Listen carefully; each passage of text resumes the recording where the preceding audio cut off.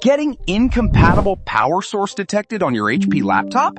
Before you replace your charger, test this. It will tell you if it's a software issue or hardware problem. This error can come from two things: a bad Windows update or a faulty charger/battery.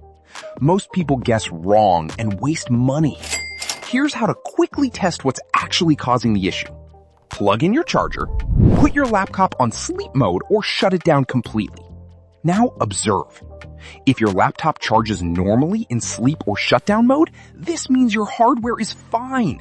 The issue is caused by Windows update or drivers. If your laptop does not charge even when shut down, this is not a software problem.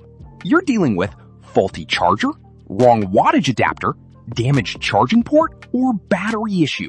No update will fix that. If it's a software issue, here's what worked. Go to Settings, open Windows Update/Update History. Uninstall the latest update. Restart your laptop.